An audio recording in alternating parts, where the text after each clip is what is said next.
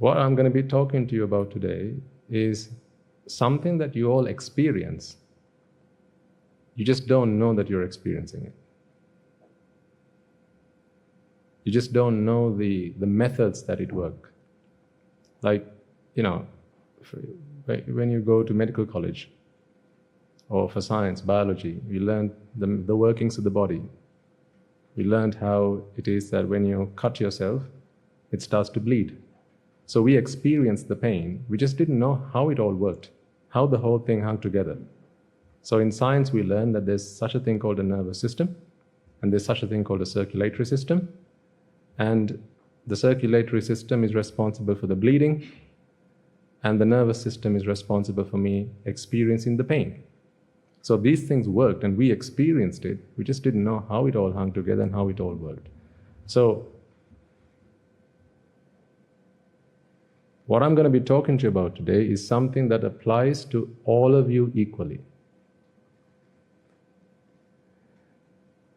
It may sound a little bit foreign, but that's only because this may be the first time you're listening to this. But as we continue to talk about these concepts, they will start to make more sense, and they will start to become clearer and more comprehensible. Okay? So that's the first thing I'm going to be saying. Don't worry if you don't understand some of these things at all. Don't you worry at all. I don't want any long faces at the end of this. Right? But this is why I've been building up to this day for some period of time. We've been talking about attachment and ignorance and fear and grief. Right? These are all not novel concepts to you. We've talked about this now. We've flung that horse to death so many times now. That's a broken record. What is the cause of suffering? Oh, you all know that now. You probably say that out loud in your nightmares now, right? Bad dream. Attachment, wake me up, attachment.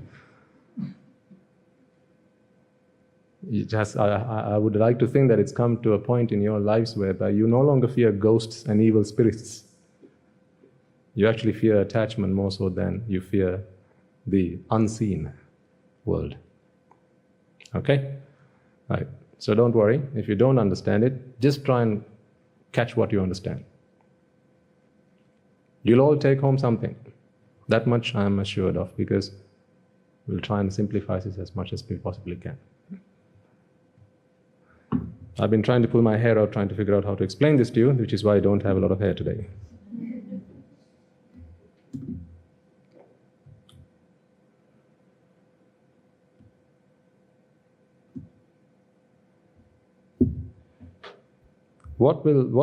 So let me first explain to you why I'm actually talking about this. If this is a concept that is a little bit difficult to understand, why do I even bother talking about this?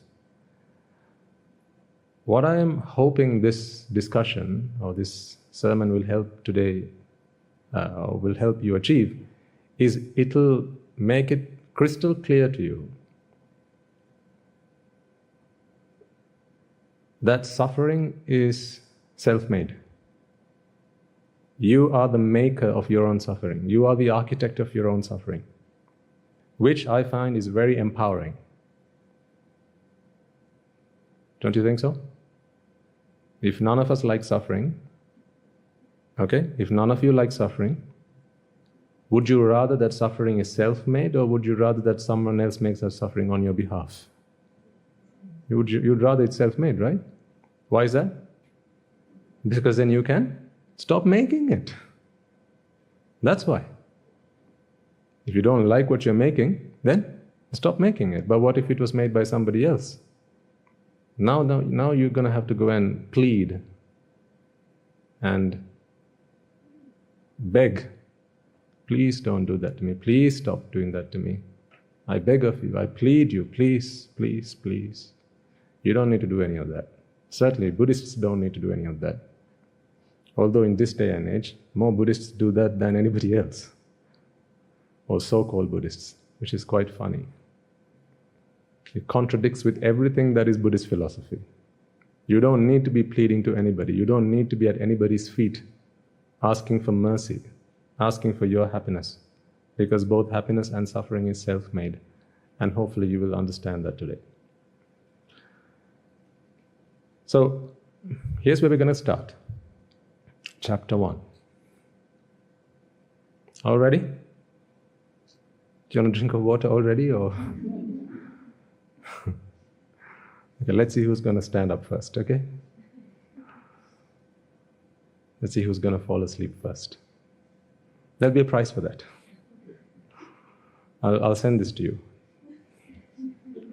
with the pointed side pointing towards you. Right.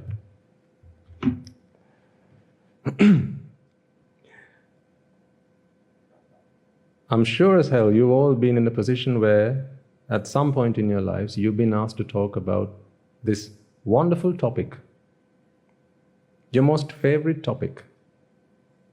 What is that? Oh, yes. You're so self-obsessed, madam. Come on. I was going to talk about the environment. No, she's right. The lady's right. What is our most favorite topic? Myself. Nothing makes us happier than to talk about myself or ourselves. See, this word myself is really beautiful, the word myself. It's very interesting because it's the combination of two bits, and that speaks volumes. There are two little words that join up to make this word myself. What are they? My and self. My and self. You'll all know that Buddhist philosophy does spend quite a lot of time talking about the self. And ultimately, an arahant is someone who has eradicated the notion of a self altogether. So he does not experience, so I say he, it applies to both sexes, as I'm sure you know. So an arahant is someone who does not experience a self. But do we not all experience a self? If someone would come and hit you, do you not feel, it's not just the physical pain that you experience, there is a mental element to that pain. There's a mental extension of that pain.